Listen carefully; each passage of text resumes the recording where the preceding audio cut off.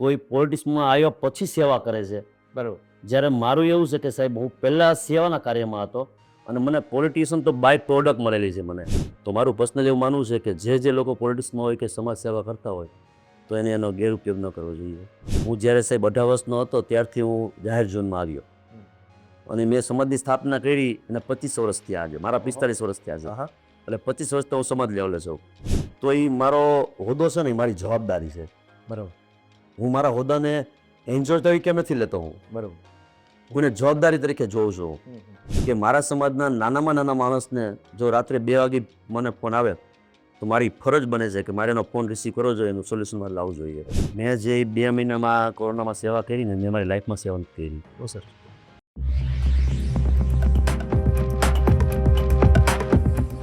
નમસ્તે દર્શક મિત્રો, અર્પિત પાછો પોઝિટિવ પોલિટિક્સ માટે થઈને આ પોડકાસ્ટમાં આજે રાજુભાઈનો આપણે પોડકાસ્ટનો ઇન્ટરવ્યૂ લઈએ છીએ. રાજુભાઈ, આપને આવકાર છે.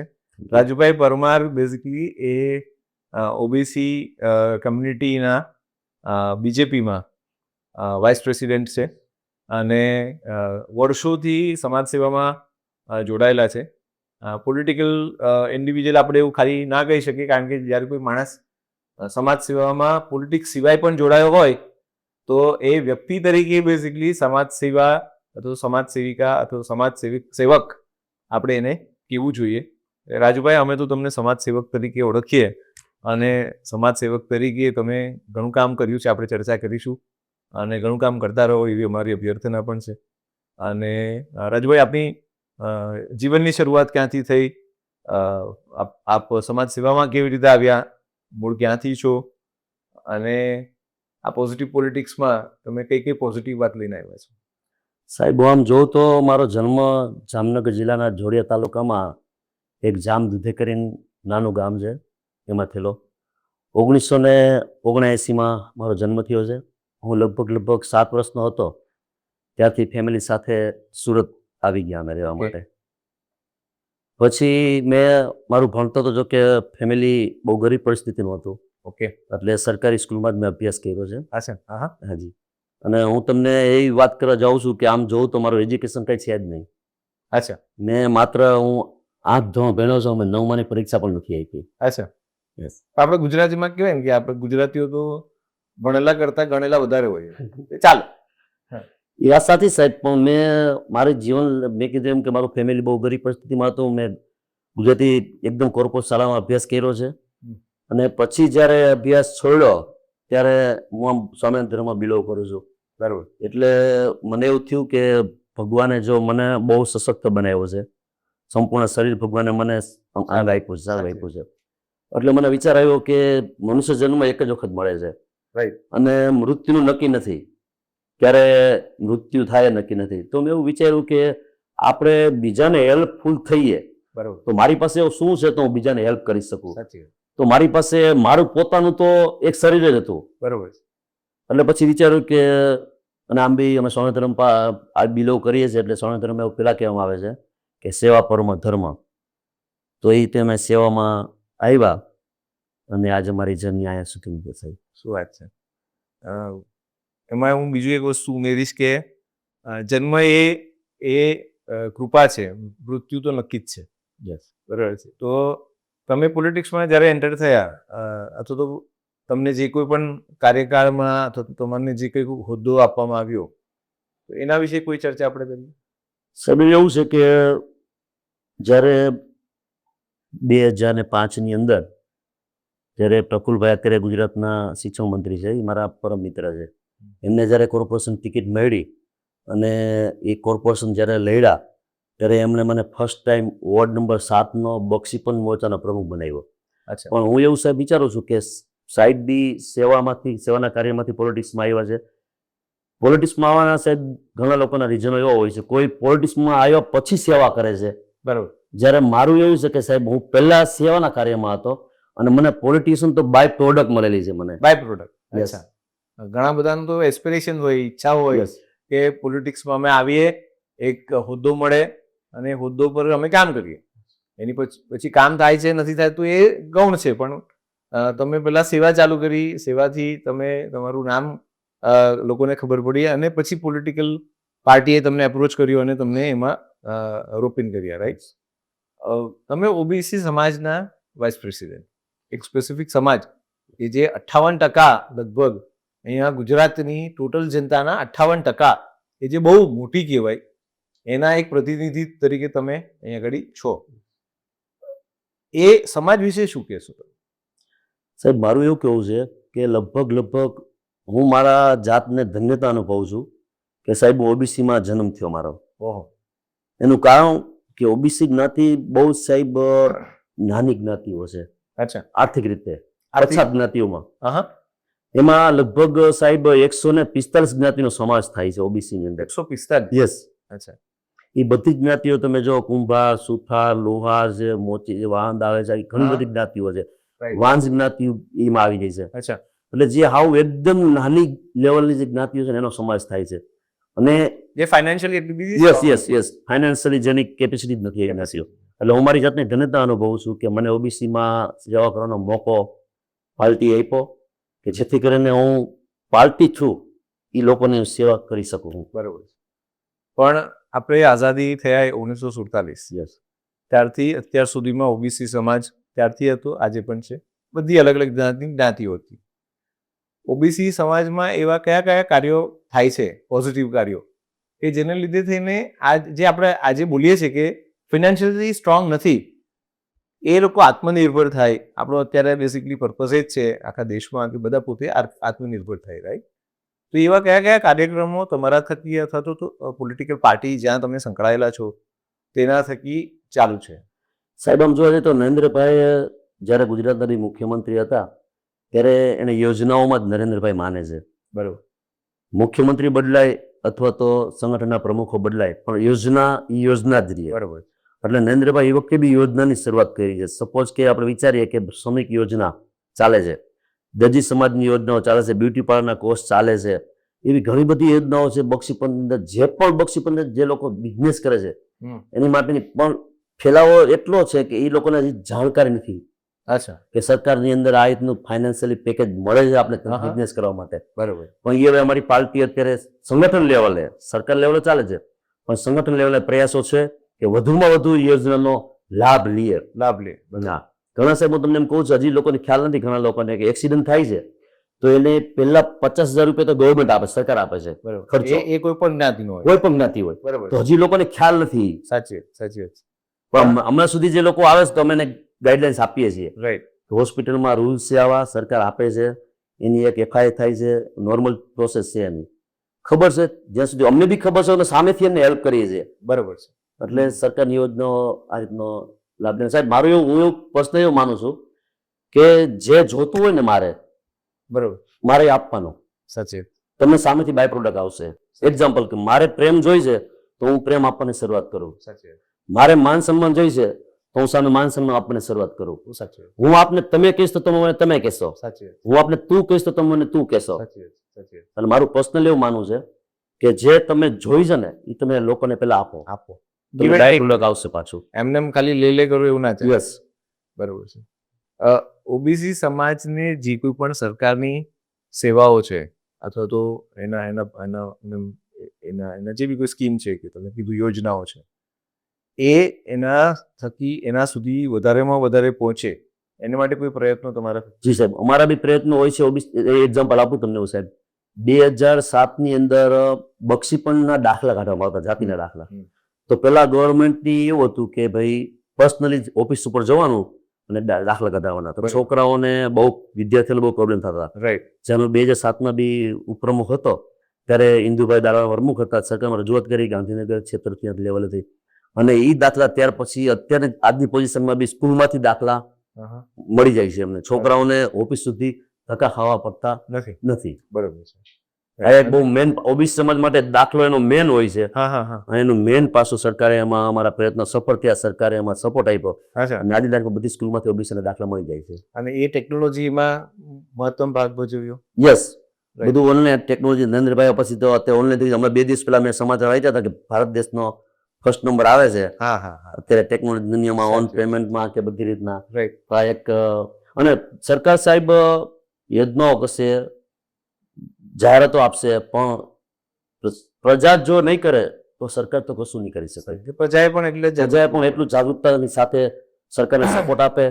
તમારો એવું કોઈ અંદાજ કે ઓબીસી સમાજ અત્યારે ફાઇનાન્શિયલી એટલી કેપેબલ નથી, તો કોઈ તમારો એવો કોઈ અંદાજ કે આટલા વર્ષો સુધી જો સરકાર, તમે સમાજસેવી સંસ્થાઓ અને પ્રજા, ઓબીસી કે નોન ઓબીસી, એ લોકો બધા વ્યવસ્થિત સારો સંયુક્ત પ્રયત્ન કરે તો ઇન ટોટાલિટી, આપણે ગુજરાતની જ વાત કરીએ તો આ 58% જેટલા બી પર્સન્ટેજ લોકો ફાઇનાન્શિયલ કેપેબલ નથી, તો એ કેટલા વર્ષોમાં એ ફાઇનાન્શિયલ કેપેબલ થઈ શકે એવું લાગે છે તમને? સાહેબ, મારું એવું કહેવું છે કે જે ઓબીસી સમાજમાં બી ફાઇનાન્શિયલ લોકો, જે આર્થિક રીતે સદ્ધર લોકો છે, તો એ લોકોએ, સરકાર તો કદાચ આપણે સાઈડનો વાત કરીએ, પણ જે સમાજ સેવકની અંદર એક્ઝામ્પલ, જે સમાજના પ્રમુખો હોય એની ફાઇનાન્શિયલ કેપેસિટી સારી છે, તો એ લોકોએ જે પોતાના સમાજની જો જવાબદારી લે સાહેબ, બરાબર, તો બી હું એવું માનું છું કે એકંદરે આ પ્રશ્ન સોલ્વ થઈ જાય. બરાબર છે. એટલે મારું એવું માનવું છે કે જે સમાજની અંદર ફાઇનાન્શિયલી જે લોકો છે, કોઈ પણ સમાજના, કોઈ પણ સમાજ હોય, બરાબર છે. અને હું તો એ વિચારું સાહેબ કે સમજો કે એક્ઝામ્પલ આપું તમને, તો વરાછાની અંદર પાટીદારોની ઘણી બધી સંસ્થાઓ ચાલે છે, જેમ કે કિરણ હોસ્પિટલ છે, ડાયમંડ હોસ્પિટલ છે, તો બહુ લોકોને સપોર્ટ થાય છે. સપોર્ટ થાય. પછી ત્યાં કોઈ પણ જ્ઞાતિના લોકો આવે, એસટી, ઓબીસી હોય કે લઘુમતી સમાજના, ત્યારે એવું પૂછવામાં આવતું નથી કે તમારી કઈ જ્ઞાતિ છે. ઓબીસી સમાજમાં જે કોઈ પણ સંસ્થા, એમાં સરકારની યોજનાઓ કે પ્રાઇવેટ યોજનાઓ જે એમાં સપોર્ટ આપે છે, બરાબર છે, ઘણા લોકોને ખબર નથી, પણ ઘણી જગ્યાએ એનો દુરુપયોગ પણ થાય છે. સાહેબ, હવે મારે એવું કહે છે, કાઠિયાવાડી ભાષામાં એમ કહે કે ગામ હોય થોડો ઉકેળો હોય, હોય, રાઈટ. પણ છતાં બી અત્યારે નરેન્દ્રભાઈ ભ્રષ્ટાચાર ઉપર બહુ જ, એટલે બહુ જ ધ્યાન કેન્દ્રિત કર્યું સાહેબ. સરસ. પણ આપણો દેશ એટલો વિશાળ છે, 140 કરોડની વસ્તી છે, એટલે આપણે વિચારીએ કે ભાઈ અમેરિકામાં આ સિસ્ટમ ચાલે છે, સિંગાપુરમાં આ સિસ્ટમ ચાલે છે, તો એ સિસ્ટમ આપણે અહીંયા લાગુ કરવા જાય તો સાહેબ વસ્તીના આધારે આપણે લાગુ ન કરી શકીએ. છતાં બી સાહેબ નરેન્દ્રભાઈ અંકુશના પેટ ઘણા બધા એની અંકુશ લાવવાના ઘણા બધા પ્રયત્નો કર્યા છે, પણ ક્યારેક સાહેબ એવું બનતું કે લીગલી કરવા માટે બી ચેલેન્જીસ આવે. સાચી વાત. એમાં તમારી વાત સાચી છે કે એ ઓવરનાઇટ થવાનું નથી, એ બદલાવ આવવો જરૂરી છે, બદલાવ આવી રહ્યો છે અને બદલાવ આવશે. પોલિટિક્સમાં તમે એન્ટર થયા અને પોલિટિક્સ પહેલા પણ સમાજસેવી હતા, બેમાં ફરક શું લાગે છે? સાહેબ, હું પર્સનલી એવું માનું છું કે મારો પ્રોપર એજન્ડા બી સમાજ સેવા છે, એટલે મને તો કોઈ ફરક લાગતો નથી. હું તો પોલિટિક્સમાં આવ્યા પછી મને વધારે સમાજ સેવા કરવાનો મોકો મળ્યો, હું એવું માનું છું, કારણ કે વધારે લોકોની નજીકમાં આવ્યો, વધારે લોકો મને ઓળખે છે, વધારે લોકોને લોકોનું તમારા પ્રત્યેનું વલણ બદલાઈ ગયું પોલિટિક્સમાં આવ્યા પછી? પર્સનલી એવું માનું છું સાહેબ કે જેની મેં કદાચ કોઈ સેવા કરી હોય તો એ સામેવાળો વ્યક્તિ આપણને ભગવાન તુલ્ય માને છે. તો મારું પર્સનલી એવું માનવું છે કે જે લોકો પોલિટિક્સમાં હોય કે સમાજ સેવા કરતા હોય તો એને એનો ગેરઉપયોગ ન કરવો જોઈએ, કે જે સામેવાળો આપણને આટલું બધું માન સન્માન આપતો હોય એનો આપણે ગેરઉપયોગ ન કરવો જોઈએ. જેવું તમે પોલિટિક્સમાં આવો, કોઈ પણ સમાજસેવી વ્યક્તિ હોય, એ પોલિટિક્સમાં જેવું આવે ને એટલે લોકો એને એક અલગ એંગલથી જુએ છે.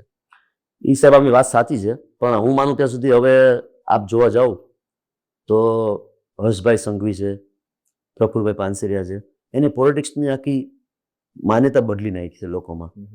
હું આજે આ છબોને લઈને આવ્યો છું તો પોલિટિક્સની એક દેશ કહેવાય છે, પણ તમે અત્યારે તમે જોવો નેતાઓ તમને જીન્સમાં ટી શર્ટમાં જોવા મળશે જી, અને લોકોની બી માનસિકતા બદલાણી છે સાહેબ હવે. બરાબર, કે પોલિટિક્સમાં આવ્યા એટલે નેગેટિવ વિચારતા, એવું ઘણું ખરું એકંદરે એની ઉપર આપણે કંટ્રોલ કરવા, લોકોને વિચારસરણી બદલી સક્ષમ થયા છે આપણે. તો તમારું એવું કેવું છે કે હવે જે નવું જનરેશન છે તે લોકોએ થોડું આમાં ઇન્વોલ્વ થવું જોઈએ? સાહેબ, હું એવું માનું છું કે એને થવું જ જોઈએ, પણ આમ તો શું છે, અમારે કાઠિયાવાડી કહેવત છે કઈટા ગટપણે ગાડા પાછા વાળે એવું, પણ છતાં બી જેમ યુગ બદલાય, કોઈ પણ ઘરમાં વડીલ હોય તો પોતાના જ વિચારો રજૂ કરશે ઘરમાં, અથવા થોપવાના પ્રયત્ન કરશે તો એ ઘરમાં ઝઘડા થશે. બરાબર, એની કરતાં વડીલે બી સમજવું જોઈએ અને યુવાને બી સમજવું જોઈએ કે સમય વર્તમાનમાં શું જરૂર છે, તો એ પ્રમાણે જો વર્તીએ તો મને એવું લાગે છે એકંદરેમાં આપણે વિજય મેળવી શકીએ.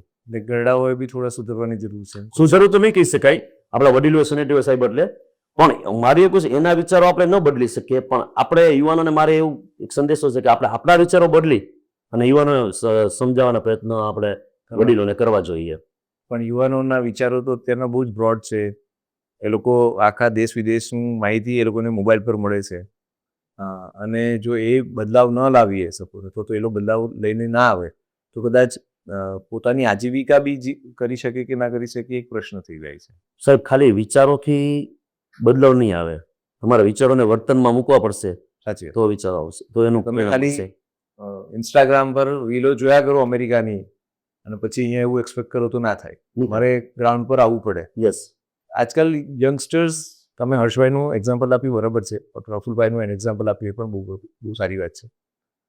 ઓબીસીની પણ આપણે ઘણી વાત કરી, પણ યંગસ્ટર્સને સમહાવ લીડર બનવું છે પણ જવાબદારી નથી ઉઠાવવી આજની તારીખમાં. તો એમાં તમે શું કહેશો કે એ લોકોએ પોલિટિક્સ જોઈન કરવું જોઈએ એક્ટિવલી, અને શા માટે કરવું જોઈએ? જો કોઈ પણ યુવાનોને પોલિટિક્સ જોઈન્ટ કરવી હોય તો પ્રથમ તો એને સમય આપવો પડે. પછી એવું કે પરિવાર બી મારો છે અને હું સેવા બી કરું તો બને તો નહીં થાય. પણ એટલે સાચો સમય શેના માટે આપવો પડે? સમય શેના માટે સાહેબ, હું મારું એક્ઝામ્પલ આપું તો આજની તારીખમાં હું ગુજર દેકડીયા સમાજનો પ્રમુખ છું. હું જ્યારે સાહેબ 18 વર્ષનો હતો ત્યારથી હું જાહેર ઝોનમાં આવ્યો અને મેં સમાજની સ્થાપના કરી અને 25 વર્ષ થયા આજે, મારા 45 વર્ષ થયા છે, એટલે 25 વર્ષથી હું સમાજ લેવલે છું. તો સમાજના હું એવું માનું છું કે મને પ્રમુખ બનાવ્યો ને સાહેબ આજે, તો એ મારો હોદ્દો છે ને, એ મારી જવાબદારી છે. બરાબર. હું મારા હોદ્દાને એન્જોય તરીકે નથી લેતો, હું બરાબર, હું એને જવાબદારી તરીકે જોઉં છું કે મારા સમાજના નાનામાં નાના માણસને જો રાત્રે 2 વાગે મને ફોન આવે તો મારી ફરજ બને છે કે મારે એનો ફોન રિસીવ કરવો જોઈએ, એનું સોલ્યુશન મારે લાવવું જોઈએ. તમે એમ કહો છો કે પોલિટિક્સમાં આવો પણ એ પહેલા સેવા કરતા તો શીખો, એમ કહો છો? પોલિટિક્સમાં સાહેબ હું તો એવું માનું છું કે પોલિટિક્સ સેવા કરવાનું જ માધ્યમ છે. સેવા કરવાનું જ. યસ, બરાબર. પોલિટિક્સ એટલે સાહેબ કોઈ પણ પાર્ટી છે તો દેશ ચલાવવાની છે, રાજ્ય ચલાવવાની છે, શહેર ચલાવવાની છે. તો ચલાવવાનો મતલબ શું છે? લોકોની સુવિધા આપવાની. કોર્પોરેશન તો લોકોની સુવિધા આપવી છે, દેશ રાજ્ય કક્ષાએ હોય તો સરકાર ચલાવવાની છે. બરાબર. તો એકંદરે સેવા જ કરવાની છે ને. પણ એમાં હોદ્દા બધા ના મળે. એ જે આજકાલ યંગસ્ટર્સ એવું હોય કે હું અહીંયા પાર્ટી પ્રેસિડેન્ટ બનવું અથવા તો હું કોઈક એક સંઘનો વક્તા બનવું કે હોય તો કદાચ એ પોસિબલ ના હોય. પણ સાહેબ એવું છે કે ભાઈ જો એક ચાવાળા વ્યક્તિ વડાપ્રધાન બની શકતા હોય, પણ તમે આવ્યા ભેગા તમારા હોદ્દા જોતા હોય તો અશક્ય વસ્તુ છે ને. હા, એટલે તમે હોદ્દાને ધ્યાનમાં રાખીને જો પોલિટિક્સ જોઈન કરો તો એ પોસિબલ નથી. યસ, બરાબર. તમે તમારી મેં કીધું સાહેબ તમે હોદ્દા ઉપર ધ્યાન નહીં દો, સાચી તમે સેવા ઉપર ધ્યાન દો, બાકી તમે બાય પ્રોડક્ટ મળ્યા રાખશે બધું. આવ્યા જ કરશે. રાઈટ. લોકોનું એક વિચારસરણી એવી છે કે પોલિટિક્સમાં જે બી કોઈ જોડાય છે તે પૈસા માટે જોડાય છે. એના 2-3 રીઝન છે. એક તો આપણે જે હમણાં ચર્ચા કરી પોડકાસ્ટ પહેલા, એ કે પાર્ટીમાં ટિકિટ મળી ગઈ એટલે જલસો થાય છે. તમારો અભિપ્રાય આ પ્રશ્ન અમે લગભગ બધાને પૂછીએ છીએ, કારણ કે એક પરસેપ્શન જે છે માર્કેટમાં, એક વિચારધારા છે એક આમ જનતાની કે પાર્ટીમાં ટિકિટ મળી એટલે ખજાનાની ચાવી મળી ગઈ એમ. તો એના માટે તમે કંઈક કહેશો 2 શબ્દ? મારું એવું કહું સાહેબ, મારું પર્સનલ વિચારવું એવું છે કે સપોઝ કે સુરત કોર્પોરેશન હોય તો એમાંથી એક વોર્ડમાંથી લગભગ 70 થી 80 ઉમેદવારો ફોર્મ ભરતા હોઈએ છે. બરાબર. તો એવા 30 વોર્ડ છે. હા, એટલે 8 થઈને 24 એટલે એટલા ઉમેદવારો ભરે. એમાંથી કદાચ હું એમ માનું કે એક વોર્ડમાંથી 70 જણા હોય અને એકને ટિકિટ મળે, એટલે મારો એવો પર્સનલ વિચાર એવો છે કે એટલે કદાચ ખુશ થતા હશે કે 60 જણામાંથી મને જ ટિકિટ મળી. બરાબર છે. પણ હું એ જગ્યાએ એવું કહેવા માંગુ છું કે ભાઈ તમને ટિકિટ આપી પાર્ટીએ, પણ તમને છે ને એ સેવાનો મોકો આપ્યો છે પાર્ટીએ તમને. બરાબર છે. સેવાનો મોકો તો બધાને આપે છે, પણ તમે હોદ્દેદાર બનો સાહેબ. એટલા માટે મને હું એવું માનું છું સાહેબ કે હવે કદાચ આપનો પ્રશ્ન બી હશે કે એવું જરૂરી નથી કે હોદ્દો હોય તો સેવા થાય. મને કાર્યકર્તા છે ને પ્રકાર મિત્રો મને આવો બી સવાલ કરેલો કે એવું જરૂરી નથી કે ભાઈ હોદ્દો હોય તો જ સેવા થાય. એટલે મેં એક એક્ઝામ્પલ આપેલું સાહેબ એમને, અને આપને બી આજ સમય આપું છું કે મારું એવું માનવું છે કે આજે હું વાઇસ પ્રેસિડેન્ટ છું અને હું આજે જ કોઈ પણ પોલીસ સ્ટેશનમાં જાઉં અને હું ત્યાં મારું કાંઈ કહું નહીં, અને હું એમનું નોર્મલી વાત કરું, સાહેબ અમારા મિત્ર છે ને આવું કામ છે ને આવું કામ છે, તો એનું ત્યારનું મારી સાથે બી એવું, અને પછી એમ કહું કે હું શહેર ઉપરમુખ જાઉં અને પછીનું બી એવું, એમાં સાહેબ ઘણો ફરક પડે છે. અમારા અનુભવની વાત કરું છું. એટલે એક સમય એવું માનું છું કે હોદ્દો સેવાના ભાવથી હોદ્દો તો જરૂરી હોય છે, મારું એવું માનવું નહીં સામેવાળા વ્યક્તિ માટે. એટલે એનો દુરુપયોગ ના થાય. યસ, એ ધ્યાન રાખવું જોઈએ. યસ. કારણ કે જ્યારે પાર્ટીની ટિકિટ મળે છે ત્યારે બધા જલસા પાણી બી કરે છે, હર્ષોલ્લાસ થાય છે. લોકોને એવું લાગે કે આને ખજાનાની ચાવી મળી ગઈ. બરાબર છે. પણ પછી જ્યારે ખજાનાની ચાવી લાગી બી જાય છે, તાળું ખુલી જાય છે, ત્યારે જે જવાબદારીનો તાજ આવે છે તે આઈ થિંક લોકોને ખબર નથી. બીજું એક નાનું એક્ઝામ્પલ એવું પણ છે કે ભાઈ આપણે વાત કરીએ એ જ પ્રમાણે કે રસ્તા પર ખાડા છે તેની કમ્પ્લેન કરે છે, પણ જ્યારે 5 લાખ વ્હીકલ એની પર ચાલ્યા જાય છે ત્યારે કોઈ ફોટા પાડીને ઇન્સ્ટાગ્રામ પર નથી મૂકતું. હવે એટલે એક કાંટાનો તાજ છે એ બી લોકોએ સમજવું જરૂરી છે કે આ જવાબદારી કે એટલી બધી ઇઝી નથી હોતી લેવાની, હોદ્દા લેવાના એટલા ઇઝી નથી હોતા. તમે આવો જુઓ ખબર પડે. પણ એ ન લેવા પાછળનું નુકસાન જે છે, પોલિટિક્સમાં ન હોવા પાછળનું નુકસાન બી એ છે કે 140 કરોડ ફટાફટ થઈ ગયા આપણે, અને કદાચ 150, 160, 170 થઈ જઈશું. એવું કહેવાય છે કે આપણે બહુ સૌથી મોટી જનસંખ્યામાં આપણે ઓલરેડી આવી ગયા છે, ચાઇનાને પણ પાછળ કરી દીધા છે. તો હવે જેટલી મોટી સંખ્યા એટલા વધારે નેતાઓ પણ જોઈએ, અને એ નેતાઓ નહીં હોય તો પણ ના ચાલે. તમે કોઈ એવા કાર્ય કર્યા હોય કે જે તમારે એકચ્યુઅલી એક એક્ઝામ્પલ રૂપે લોકોને કહેવા હોય કે જો આવા કામ પણ થાય છે, એવા કોઈ કામ તમારે? સાહેબ આમ તો જોઉં તો મારો અત્યાર સુધીની લાઈફમાં જો મારો કોઈ એવો પીરિયડ હોય તો કોરોનામાં લગભગ અમે સાહેબ 1 લાખથી વધારે માણસોનું 1 લાખથી વધારે માણસોને ભોજન કરાવ્યું. ઓહો. હા, જેમાં કમિશનર અને કલેક્ટર સાહેબે અમારું સન્માન પણ કર્યું હતું. અરે વાહ. યસ. જેમાં લગભગ 350 સંસ્થાઓ કોરોનામાં કામ કરતી હતી. એમાંથી 60 સંસ્થાઓ સિલેક્ટ કરેલી. અચ્છા. એમાં એક વિકલાંગ કલ્યાણ ટ્રસ્ટ સાથે હું જોડાયો હતો. એ મારી સંસ્થામાં નંબર આવ્યો હતો. બરોબર. એટલે હું એવું કહું છું સાહેબ કે જિંદગીમાં ક્યારે પણ આવો પિરિયડ આવે ત્યારે તમને 2 મોકા મળતા હોય છે. જેમ કે કોરોનામાં જેને પુણ્ય કમાવતું એ પુણ્ય બી કમાણા, અને જેને કોરોનામાં પાપ કમાવતું ને સાહેબ એ પાપ બી કમાણા. એટલે પૈસા એ તમે પૈસા એ રૂપમાં તમે પૈસા ગણો કદાચ સમજી લો તો પૈસા તો કોઈ કમાણા આવે. તમે મારી કરતા વધારે પેલા છો અને તમે ખ્યાલ હશે પૈસા કોણ કમાણો. બરાબર છે ને, આપણે ડીપમાં નથી જવા આપણે એમાં. પણ મારું એવું કેવું છે સાહેબ કે મેં મારી લાઈફમાં જે સેવા નથી કરી ને 45 વર્ષમાં એ મેં કોરોનામાં 2 મહિનામાં કરી. જેમ કે હું કહું તો મારા મધર છે તો 70 વર્ષની ઉંમર, અને કોરોના હતો એટલે કઈતા લોકોને વધારે પેલું થતું, મને ડર હતો એ. પણ મેં એવું વિચાર્યું કે જન્મ અને મૃત્યુ એ ભગવાનના હાથમાં છે. બાકી બધું જે કરું ચાહે કરી શકીશ, પણ જન્મ મૃત્યુ ભગવાનના હાથમાં છે. તો સાહેબ તમે નહીં માનો, મેં જે 2 મહિનામાં કોરોનામાં સેવા કરી ને મેં મારી લાઈફમાં સેવા નથી કરી. બહુ સરસ. એટલે એવું માનું છું કે કદાચ મારા કોરોના લોકો કોરોનામાં વયા બી ગયા છે. 20-20 દીકરા બી વયા ગયા. ઘણી દુઃખદ એમની દુઃખદ ઘટના સાથે આપણે સાંત્વના પાઠવે પરિવાર સાથે. તો એ પછી હું મારી માટે ભગવાને મને ગોડ ગિફ્ટ આપી છે કે હું આપની સમક્ષ સૌ. તો એનો પીરિયડ એવું વિચારું છું કે જ્યાં સુધી હું જીવીશ ત્યાં સુધી હું સમાજ સેવા કરું એવું મારું ભગવાનને પ્રાર્થના છે. તમને એવું લાગે છે કે લોકો સમાજ સેવા થકી